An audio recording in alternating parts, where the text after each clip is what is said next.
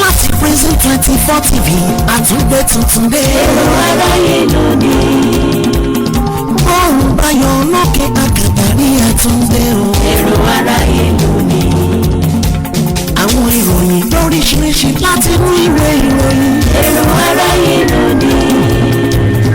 làwọn ará ìlú ń sọ èrò sí lóríṣiríṣi. èrò aráyé lónìí. àwọn ìròyìn lóríṣiríṣi káàkiri àgbáyé. èrò aráyé lónìí. ó tún ti yá o kájọ gbádùn ètò yẹn ó yá. èrò aráyé lónìí. èrò aráyé lónìí. èrò aráyé lónìí. èrò aráyé lónìí. èrò aráyé lónìí. èrò aráyé lónìí.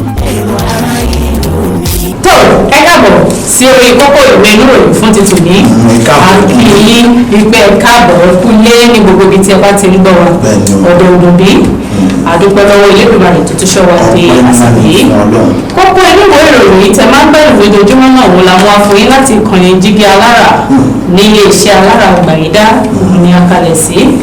ìròyìn náà olùgbàdùn ẹ̀ nípa lílọ sí Seun àwọn ojú òpó oríṣiríṣi ẹ lọ sójú òpó YouTube ẹ bá wà bẹ ẹ lọ sójú òpó Facebook bẹ́ẹ̀ bá dé TikTok gbogbo ojú òpó wa yìí lára pátápátá láti ìwà ìgbìmọ̀ ní jígí alára tẹlifíṣàn.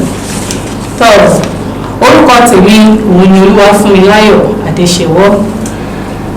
èyí náà ní ọjọ́ kẹsàn-án oṣù kínní ọdún 2024 ọdún yìí náà tún ti bẹ̀rẹ̀ náà àwọn kan tí ó tún ti ń kà wọ́n ní ọdún yìí pé ó kù bí oṣù mọ́kànlá àti bí ọjọ́ mọ́kànléní àwọn ọjọ́ mọ́kànlélógún wọ́n wá rò pé àti ojú wa kan ilé lábẹ́rẹ́ ọdún àwọn ilé sáré ọdún ọdún iye tó kù kí ọ náà kí ó ṣàdúrà náà. olùwàṣẹ ní orúkọ tí èmi jẹ́ o Adeoye ló kọ bàbá tó gbé mi lọ́wọ́ wọ́n tún kí wa káàbọ̀ lẹ́ẹ̀kan sí o Funmilayo Adesewo ti kí wa ó ti ṣẹ̀ wá lọ́wọ́ ó ti kí wa káàbọ̀ èmi náà tún wá tún kí kíkiri lẹ́yìn pé ẹ tún káàbọ̀ sórí ètò wa ètò yìí tá a ti máa ń yàn nínú àwọn tó ń ṣẹlẹ̀ ní ojú ìwé àwọn òròyìn tí ó jáde lójoojúmọ́ lórílẹ̀‐èdè wa Nàìjíríà mo tún kí wa káàbọ̀ lẹ́ẹ̀kan sí o Olúwaṣeun Adeoye ló kọ tí mò ń jẹ́ mo tún kí wa lẹ́ẹ̀kan sí ẹ ti mọ̀ wá mọ̀ ṣe wá o a máa já gbogbo ẹlẹ́ bí àpò ìrẹ́ níbi ètò lónìí àwọn ọ̀rọ̀ wo ló wà lọ́dọ̀ tẹ́ mọ́.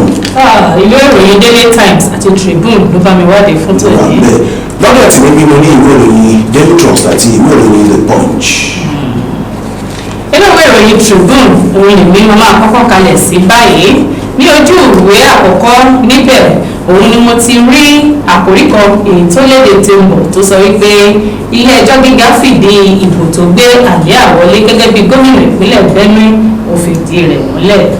nínú ìwé ìròyìn Daily Trust náà ni mo ti rí àkọlé kan gbàgàdàgbàgàdà tí ó gba gbogbo ojú ìwé ìròyìn ọ̀hún tí ó gbà kan níbi tí wọ́n ti sọ pé àwọn gidigan kú ni wọ́n tún ti padà o sí ojú òpópónà tí ó lọ láti Kaduna sí ìlú Àbújá o ibi tí wọ́n ti sọ pé wọ́n ṣọṣẹ́ lẹ́nu ọjọ́ mẹ́ta yìí tí wọ́n sì jí èèyàn ọgbọ̀n gbé o wọ́n ní wọ́n dí gbogbo ọ̀nà náà fún wákàtí mẹ́rìnlélógójì gbáko.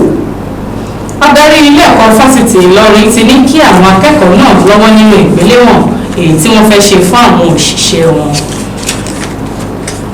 igbákejì gómìnà ní ìpínlẹ̀ Ondo tí Ọlọ́run ti ṣe ológo tí ó ti bọ́ sí ipò gómìnà níbẹ̀ báyìí Lucky Ayédàtiwa náà ni ó ń sọ̀rọ̀ bí o lórí ẹ̀sùn kan tí wọ́n fi kàn lórí ìwé ẹ̀rí ẹ̀ níbi tí ó ti sọ fáwọn èèyàn pé ẹ̀yìn fìlà máwo bẹ̀ ní ìmídé òkú náà kò sì fẹ́ kí ẹ̀yìn náà dé sí awuyewuye tí ó ń lọ lọ́wọ́ lórí ìwé ẹ̀rí mi ó ní ọ̀nà láti bà mí lórúkọ jẹ́ lásán ni àti láti lè jẹ́ kí ọkàn kí ó ṣí kúrò ní ojúnà tí òun tọ̀ lọ ní ìpínlẹ̀ Ondo nínú ìwé ìròyìn Daily Trust tó jáde fótó ni mo ti rí ìròyìn ọ̀hún láàárọ̀ òní o. ìwé ìròyìn Tribune náà ló ń ṣe wà tó ní Doyin Òkúpẹ̀ ti kọ̀wé kúrò nínú ẹgbẹ́ Labour Party.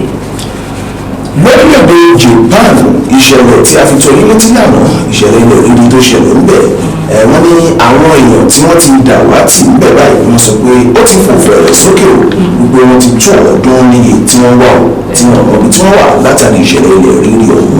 300 ọlọ́run ṣọ́ wa. àmín ọlọ́run.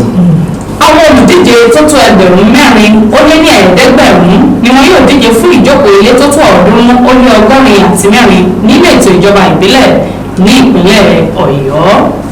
lágbègbè Niger Delta ní ọdún 2023 wọ́n ní àwọn ológun ni wọ́n ti gba àwọn ayédèrú ẹ̀bù fọkọjẹ́ ní ọdún 2023 nìkan bí wọ́n sì sọ pé wọ́n gba àwọn epo rọ̀bì tí ó ti dára rẹ̀ tó mílíọ̀nù kan ó lé ọgọ́rùn-ún lọ́wọ́ àwọn ayédèrú èèyàn tí wọ́n ṣe ayédèrú epo ní agbègbè ọ̀hún ní agbègbè Niger Delta wọ́n ní àwọn ọmọ ológun ni wọ́n sọ pé wọ́n ṣe iṣẹ́ ọ̀hún nínú ìwé ìròyìn Daily Trust ni mo ti rí àkọlé ọ̀hún òní.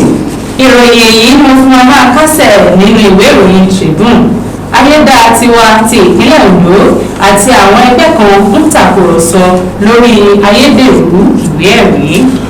Ìjọba àpapọ̀ ti ṣe tọ́ba ìlú tí wọ́n fẹ́ ta iléeṣẹ́ tí ó ń lọ́wọ́ ti ẹ̀ka ti ìpínlẹ̀ Kaduna the Nigerian Electricity Regulatory Commission NERC àwọn ilé náà ni ó jẹ́ iléeṣẹ́ inú tí ó tóbi jù lẹ́ẹ̀kẹfà rẹ̀ wọ́n ní wọ́n fẹ́ ta o látàrí gbèsè kan tí wọ́n sọ pé wọ́n jẹ sí iléeṣẹ́ ọ̀hún tí ó tó 110 àádọ́fà bílíọ̀nù náírà wọ́n ní ìjọba àpapọ̀ ti ṣe tán tí wọ́n fẹ́ ta iléeṣẹ́ iná náà.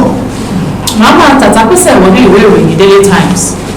Àjọ EFCC ti fẹ́ bá Pelu mú nǹkan nílẹ̀ o lórí ẹ̀sùn owó kan èyí tí wọ́n fi kàn wọ́n. Nínú ìwé ìròyìn The Punch náà ni èmi tún kalẹ̀ sí báyìí nígbà ní mo ti rí àkọlé kan gbàgàdà tí ó wà ní ojú ìwé ìròyìn tí ó gba gbogbo ọ̀nà tí ó sì jẹ́ kí àwọn àkọlé mi kí wọ́n wá sí ojú ìwé ìròyìn lónìí níbi tí wọ́n ti sọ pé ààrẹ Tinubu ni ó ti pàṣẹ o wípé kí wọ́n yọ̀ǹda owó kan tí ó tó tírílíọ̀nù 2 náírà o láti lè mú kí ìdẹ̀rùn kí ó wà nílùú látàrí ìṣẹ́ àti òṣì tí ó bá wà fínra nígboro. Bákan náà lórí ọ̀rọ̀ ẹ̀dùn onílòyìn ẹ̀dùn yóò fojú ba àkótó àwọn EFCC lónìí ni kò ní dọ̀là o. Mufti ní Tinubu yóò fòpin sí ìpànìyàn tó ń wáyé ní ìpínlẹ̀ Plateau. Nínú ìwé ìròyìn The Punch náà ni mo ti rí ìròyìn ilé ìwò níbi tí ẹgbẹ́ òṣèlú All Progressives Congress ní ìpínlẹ̀ Ọ̀ṣun níbi tí wọ́n ti wọ́ gómìnà nígbà kan nínú ìpínlẹ̀ ọ̀hún Arẹ́gbẹ́ṣọlá lọ sí ilé ẹjọ́ lórí ẹ̀sùn wípé ó ń gbìyànjú àti pín ẹgbẹ́ náà sí méjì. EFCC ní kí wọ́n san owó ìtanràn 100 million naira fún Emefiele nítorí tí wọ́n tì mọ́lé lọ́nà àìtọ́. Ọmọ orílẹ̀-èdè wa Nàìjíríà kan ni wọ́n ti sọ pé wọ́n mú lórílẹ̀-èdè Libya fún ẹ̀sùn ìpànìyàn bí wọ́n ṣe sọ pé ó pa ọmọ orílẹ̀-èdè Nàìjíríà míì. Ènìyàn 8 gbẹ̀mí mì nínú ìjàmbá ọkọ̀ ojú omi ní ìpínlẹ̀ Anambra. Ẹgbẹ́ àwọn agbẹjọ́rò Nigerian Bar Association ni wọ́n ti ń kọminú lórí ipò tí ètò ààbò wà ní ìlú Àbújá ní ọ̀wọ́lọ́wọ́ báyìí. Olùdùn rọ ààrẹ Tinubu láti tú àwọn aríjẹ níbi màdàrú nínú olóṣèlú láti tú wọn ká. Lákòótọ́ nínú ìwé ìròyìn The Punch tó jáde fún tòní ẹgbẹ́ àwọn alágbàtà epo rọ̀bì ti fi àwọn orílẹ̀-èdè yìí lọ́kàn balẹ̀ o wípé lọ́wọ́lọ́wọ́ báyìí kò tiẹ̀ sí èròǹgbà kankan láti fi owó kún owó epo rọ̀bì tí à ń rà lọ́wọ́lọ́wọ́ báyìí. Kí a tó wọ inú gbogbo ìròyìn ọ̀hún lọ ẹ jẹ́ kí a dé òkè lọ́rùn fún ìpolówó ọjà. Tẹlifíṣàn kan àrà ọ̀tọ̀ tí aráyé fẹ́. Prison 24 TV láyé sọ. Àtúntún aréde pàkó yí bàbá màgánà àǹfààní ńlá ló wọlé tọ̀ wá wáyé o. Àǹfààní láti darapọ̀ mọ́ iléeṣẹ́ amóhùnmáwòrán àti rédíò orí ẹ̀rọ ayélujára kan nílẹ̀ yìí. Prison 24 TV jígí alára rédíò tó kalẹ̀ ká sílùú Ìbàdàn. Iléeṣẹ́ tẹlifíṣàn tí wọ́n mọ̀ mọ́ àwọn ètò àtàtà lóríṣiríṣi ni. Àǹfààní ńlá rèé o fún gbogbo ẹni tó ní ẹ̀bùn àti ọgbọ́n àtinúdá láti wá fi ẹ̀bùn tiyín náà hàn. Kẹ́yìn náà lè di ìlúmọ̀ọ́ká gbóhùnsáfẹ́fẹ́. Akọ́ṣẹ́mọṣẹ́ agbóhùnsáfẹ́fẹ́ lédè Yorùbá pọ́nbélé àti Gẹ̀ẹ́sì nìwọ ni. tàbí akọ̀ròyìn àti akàròyìn eré ìdárayá àti bẹ́ẹ̀ bẹ́ẹ̀ lọ lédè Yorùbá àtèdè Gẹ̀ẹ́sì. ayàwòrán cameraman. aṣàwòrán pọ̀ editor. onímọ̀ nípa ìwádìí ìtàn documentary researcher. onímọ̀ nípa ìpolongo ọjà lójú òpó ayélujára e-marketer àti akọ̀wé secretary. àǹfààní tún wà fún ẹni tí ò tí ì máa gbóhùn sáfẹ́fẹ́ ya àwòrán so àwòrán pọ̀ àti bẹ́ẹ̀ bẹ́ẹ̀ lọ ṣùgbọ́n tó gbàgbọ́ wípé o lè kọ́ṣẹ́mọṣẹ́ lórí ẹ̀. àwọn nọ́mbàs wọ̀nyí ni kẹ́ ẹ pè fẹ́kúnrẹ́rẹ́ àlàyé o 07050580241 àti 09039893895. tàbí kẹ́ WhatsApp nìkan sórí +13472857401. lórí Facebook, Instagram àti Twitter ẹ kàn sí @prism24tv. wá lo ẹ̀bùn tiẹ̀ náà níbi táyé ó ti gbà ọ́ ní Prism 24 TV jígí alára rédíò a máa retí yín o. Prism 24 TV jígí alára rédíò ní gbogbo àwọn tó dámọ̀ ń gbọ́. Prism 24 TV jígí alára rédíò ní gbogbo àwọn tó dámọ̀ ń sọ. tẹlifíṣàn kan àrà ọ̀tọ̀ tí aráyé ń fẹ́. Prism 24 TV láyé sọ. ó ti akájọ tẹ̀ síbi táyé ti tẹ̀ sí ó yá. Prism 24 TV láyé sọ. tó ẹ káàbọ̀ padà láti òkè lọ́hùn tí a ti lọ polówó ọjà ẹ jẹ́ kí a wá bọ́ sí àárín gbogbo ìròyìn ọ̀hún lẹ́kùnrẹ́rẹ́ nínú ìwé ìròyìn Daily Times òun èmi ti máa kọ́kọ́ bẹ̀rẹ̀ àkòrí tí mo máa kọ́kọ́ sọ níbẹ̀ òun ló sọ pé àjọ EFCC ti fẹ́ bá Pelu mú nǹkan nílẹ̀ o lórí ẹ̀sùn owó kan èyí tí wọ́n fi kàn án. àjọ Economics and Financial Crimes Commission EFCC ló ti pe mínísítà fún ilé iṣẹ́ tó ń rí sí ìhùwàsí ọmọ ènìyàn ìyẹn dókítà Betta Edu fún ìfọ̀rọ̀wánilẹ́nuwò. ó yẹ kí ó fojú hàn ní ọjọ́ ìṣẹ́gun ní olú ilé iṣẹ́ àjọ náà tó wà ní ìlú Àbújá.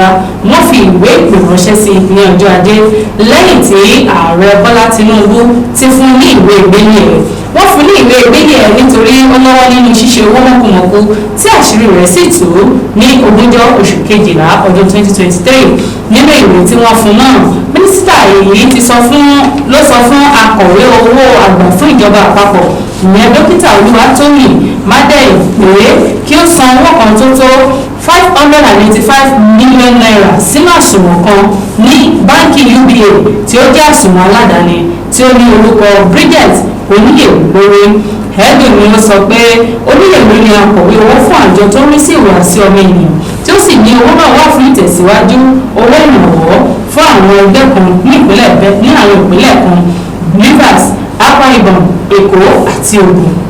nínú ìwé kan tí mínísítà náà kọ ló ti sọ pé 219.4 million naira ni wọn yóò fi ṣọwọ́ sí ẹgbẹ́ kan ní ìpínlẹ̀ Akwa Ibom nígbà tí 773.8 million naira yóò lọ sí Cross River tí 219.4 million naira yóò gúnlẹ̀ sí ìpínlẹ̀ Èkó àti 72.4 million naira sí ìpínlẹ̀ Ògùn. ìlànà sì sọ pé ẹnikẹ́ni tó bá da owó ìlú sínú àsùnwọ̀n aládàáni ni ó ti lọ́wọ́ nínú ṣíṣe owó ìlú mọ̀kùmọ̀kù. alága fún àjọ EFCC Ọlá Olúkóyèdé ti wá sọ pé ìwé ìgbélé tí ààrẹ Tinubu fún Edu ní láti lè jẹ́ kí àwọn ráyè láti ṣe ìwádìí àwọn bí ó ti tọ́ àti bí ó ṣe yẹ. nínú ìwé ìròyìn Daily Trust ni láti mú ìròyìn àkọ́kọ́ lọ́dọ̀ tèmi o níbi tí wọ́n ti sọ pé àwọn gígì kan kó ajínigbé sọ̀bẹ̀sùn fapò wọlé o wọ́n ní wọ́n tún ti padà pẹ̀lú iṣẹ́ lábí wọn sí òpópónà Kaduna sí ìlú Àbújá o níbi tí wọ́n ti sọ pé wọ́n ṣe ọṣẹ́ o tí wọ́n sì jí èèyàn ọgbọ̀n gbé wọ́n tiẹ̀ tún ní wọ́n gbé gidina ọ̀nà náà fún nǹkan bíi ńgbà ìṣẹ́jú márùnlélógójì. àwọn pínlẹ̀ náà pọ̀ lọ́jọ́ ìsinmi ọ̀sẹ̀ yìí ni wọ́n ní wọ́n ṣe ìkọlù sí àwọn arìnrìn-àjò lópòpónà Àbújá sí Kaduna níbi tí wọ́n ti jí àwọn ọgbọ̀n ènìyàn gbèrò. àwọn tí wọ́n wà níbi ìṣẹ̀lẹ̀ náà àti àwọn olórí agbègbè tí ìṣẹ̀lẹ̀ náà ti ṣẹlẹ̀ ló fi tó àwọn akọ̀ròyìn ìwé ìròyìn Daily Trust létí nípa ìṣẹ̀lẹ̀ náà. ìjínigbé náà ló ṣẹlẹ̀ lágbègbè kan tí wọ́n pè ní Dógónfílì nítòsí Kàtìrì ní òpópónà Kaduna sí ìlú Àbújá níjọba ìbílẹ̀ Kachia ní ìpínlẹ̀ Kaduna. ìṣẹ̀lẹ̀ náà ní sì yá àkọ́kọ́ láàrin oṣù mẹ́wàá lẹ́yìn tí ètò ààbò òpópónà Àbújá sí Kaduna tún ti mẹ́ẹ̀ padà. ìwádìí ìwé ìròyìn Daily Trust fìdí ẹ̀ múlẹ̀ pé irú ìṣẹ̀lẹ̀ báyìí ló ṣẹlẹ̀ kẹ́yìn ní òpópónà náà ní ọjọ́ kìíní oṣù kẹta ọdún 2023 níbi tí wọ́n ti sọ pé wọ́n jí àwọn èèyàn tí ó tún mẹ́tàlélógún gbé lọ. aṣòfin nígbà kan nìkan sẹ́nẹ́tọ̀ Seun fìdí ìṣẹ̀lẹ̀ náà múlẹ̀ o ní ojú òpó X rẹ̀ pẹ̀lú bí ó ṣe sọ wípé méjì lára àwọn ọ̀rẹ́ òun ní orí kó yọ níbi ìṣẹ̀lẹ̀ láabi náà. Inú ìwé ìròyìn Daily Trust ni mo ti ka ìròyìn ọ̀hún láàárọ̀ yìí. Mọ́tòán ní Tinubu yóò fòpin sí ìpànìyàn tó ń wáyé ní ìpínlẹ̀ Plateau. Gómìnà ìpínlẹ̀ Plateau ìyẹn Caleb Mọ́tòán ló ti mú dá àwọn ènìyàn ìpínlẹ̀ rẹ̀ lójú pé ààrẹ Bọ́lá Tinubu yóò dẹ́kun ìwà ìpànìyàn tó ń fojoojúmọ́ gbogbo sí ní ìpínlẹ̀ náà. Gómìnà ọ̀hún ló tún fi ń dá àwọn ènìyàn lójú pé òun kò ní tọwọ́ òṣèlú bọ ààbò wọn tí òun jẹ̀jẹ̀ láti pamọ́. Ó ní kò ní rí bí ti àtẹ̀yìnwá níbi tí àwọn agbésùnmọ̀mí yóò ti gbẹ̀mí àwọn ènìyàn tí wọn yóò sì lọ láì jìyà ẹ̀ṣẹ̀ wọn. Muftuan ló wá ń sọ̀rọ̀ ní ilé ìjọba ní Jos ní ọjọ́ Ajé nígbà tí àgbáríjọ àwọn ẹgbẹ́ ọmọlẹ́yìn Jésù Kristi àwọn ìyẹn Christian Association of Nigeria CAN tí wọ́n ti ìpínlẹ̀ Plateau ṣe àbẹ̀wò sí ọ́fíìsì gómìnà ọ̀hún èyí tí wọ́n pe àkórí àbẹ̀wò wọn ní ìrìn àlàáfíà. Wọ́n fi àìdùnnú wọn hàn lórí ìṣẹ̀lẹ̀ tó ṣẹlẹ̀ lọ́jọ́ Kérésìmesì kọ̀ọ̀la ní ìjọba ìbílẹ̀ Koko ní ìpínlẹ̀ náà níbi tí ènìyàn tó tó igba ti gbẹ̀mí mì. Ó tẹ̀síwájú pé ààrẹ Tinubu ti ń dá òun lójú pé òun yóò fi òpin sí gbogbo wàhálà àti hílàhílo tó wà ní ìpínlẹ̀ náà pẹ̀lú oore ọ̀fẹ́ Ọlọ́run. Lórí ẹ̀sùn ayédèrú ìwé ẹ̀rí tí wọ́n tún ti fẹ́ bẹ̀rẹ̀ sí ní yíwọ́ gómìnà lọ́wọ́lọ́wọ́ ní ìpínlẹ̀ Ondo lẹ́sẹ̀ o. Gómìnà ti sọ̀rọ̀ pé ète lásán láti mú ojú òun kúrò níbi tí ojú òun yẹ kó wà ní àti ìbanilórúkọ jẹ́ lásán ní gbogbo ilé yìí. Ayédàtiwa ló sọ bẹ́ẹ̀. Gómìnà ìpínlẹ̀ Ondo Lucky Ayédàtiwa ni ó ti jẹ́jẹ́ wípé fìlà máa wọ bẹ̀ ní orílẹ̀-èdè o sí àhesọ àti ẹnu àwọn olóṣèlú aláìnítìjú kan tí wọ́n fẹ́ máa bà àwọn lórúkọ jẹ́ ṣáájú ìdìbò sípò gómìnà tí yóò wáyé nípínlẹ̀ náà ní ọdún 2024. Ìdáhùn Ayédàtiwa náà ló wáyé o lẹ́yìn tí ẹgbẹ́ kan tí wọ́n ń pè ní Ondo State Redemption Initiative OSRI nínú àtẹ̀jáde kan tí ààrẹ ẹgbẹ́ ọ̀hún Adébáyọ̀ Gúnsọmí àti akọ̀wé ẹgbẹ́ náà Jídé Oríọlá tí wọ́n buwọ́lù nílùú Àkúrẹ́ níbi tí wọ́n ti fi ẹ̀sùn kan gómìnà náà wípé ayédèrú ìwé ẹ̀rí ni gómìnà náà ń lò. Ṣùgbọ́n gómìnà náà nínú àtẹ̀jáde kan lọ́jọ́ Ajé ọ̀sẹ̀ yìí nípasẹ̀ agbẹnusọ rẹ̀ Ebenezer Adéníran ni ó ti sọ wípé òun ti mọ̀ nípa ètí àwọn aríjẹrú àdàlù olóṣèlú kan náà nípínlẹ̀ Ondo náà láti lé àwọn ẹ̀sùn tí kò lẹ́sẹ̀ nílẹ̀ kan láti tako òun. Ó ní àwọn aríjẹrú àdàlù olóṣèlú náà lẹ́yìn tí wọ́n ti kùnà nínú ètò wọn láti bà àwọn lórúkọ jẹ́ látàrí ikú gómìnà tẹ́lẹ̀ nípínlẹ̀ náà títún ṣe ọ̀gá òun. Ó wá ní wọn wá ní òun ní ìmọ̀ báyìí tí wọn yóò ṣe ju kí wọ́n tún máa bà òun lórúkọ jẹ́ kiri lọ. Ayédàtiwa ló sọ̀rọ̀ yìí nínú ìwé ìròyìn Daily Trust tó jáde síta fún tòní. Jẹ́ kí n sáré dúró àwọn kókó ilé ìmọ̀kì tó kúrò nínú ìwé ìròyìn Daily Times. EFCC ní kí wọ́n san owó ìtanràn 100 million naira fún Emefiele nítorí tí wọ́n lé lọ́nà àìtọ́. Ènìyàn 8 gbẹ̀mí mì nínú ìjàmbá ọkọ̀ ojú omi ní ìpínlẹ̀ Anambra. Òǹdómì rọ ààrẹ Tinubu láti tú àwọn aríjẹ níbi màdàrú nínú olóṣèlú ká. Ìjẹ́ akọ́kọ́ ṣèkò lọ́dọ̀ ti ẹni tó ń ká lóun sọ sí ìwé ìròyìn mìíràn.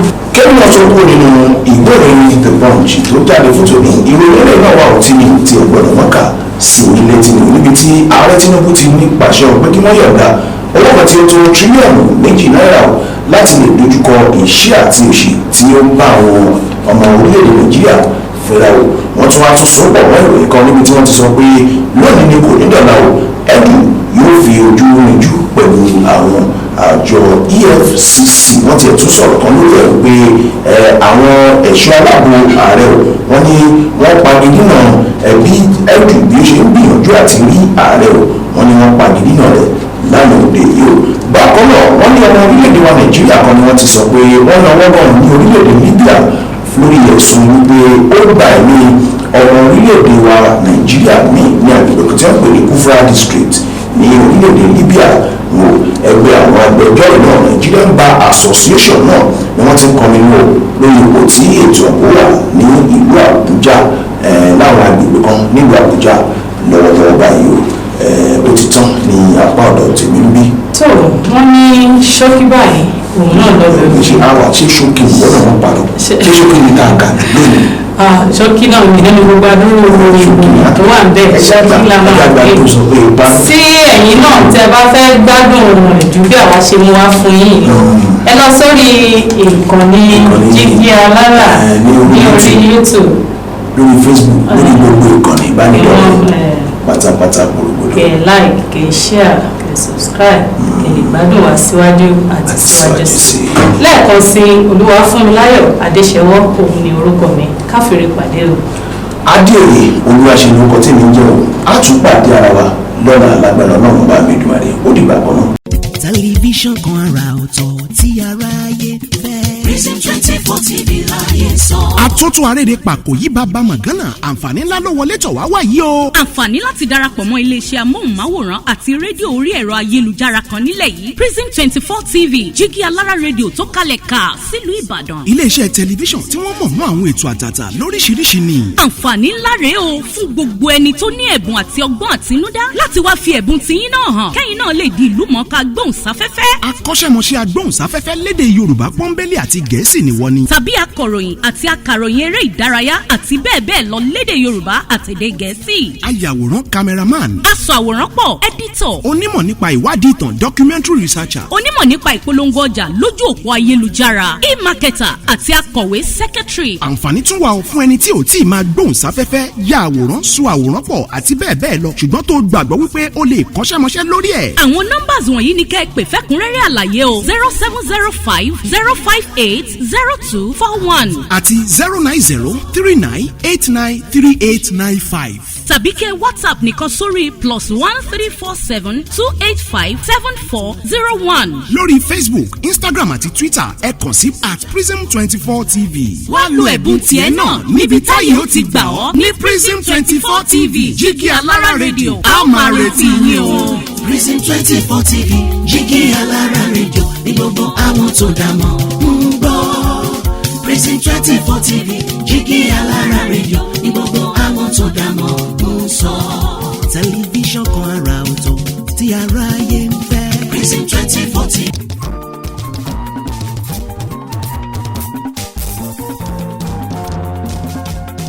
láti Prison 24 TV àtúngbé tuntun dé. èrò aráyé lónìí.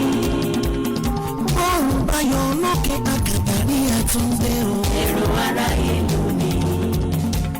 àwọn ìròyìn lóríṣiríṣi láti inú ìwé ìròyìn. èrò aráyé lónìí. làwọn ará ìlú ń sọ èrò sí oríṣiríṣi. èrò aráyé lónìí.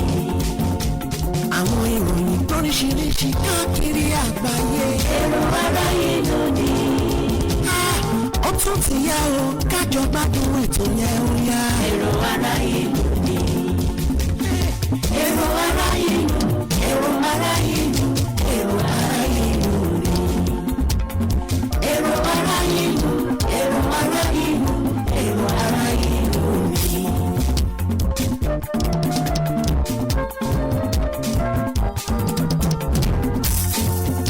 ṣé wọ́n gbọ́ ṣọ́ńtẹ́tì àwọn tí ọ̀rọ̀ kan ń ṣọ́ńtẹ́tì ṣé wọ́n gbọ́ òun ṣọ́ńgbọ́ṣá àwọn aláṣẹ orílẹ̀-èdè wa ṣọ́ńgbọ́ṣá.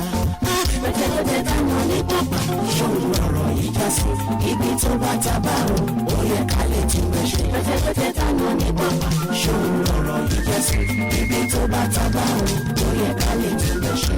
àwọn adarí wa àwọn olóṣèlú wa ó yẹ kí gbogbo wọn lè gbọ́ kí wọ́n lè ṣàtúnṣe kọjọ́ ọ̀la dára kí Nàìjíríà kó lè dára àwọn ìran tó ń bọ̀ lẹ́yìn kí wọ́n lè ṣàdúrà fún wa.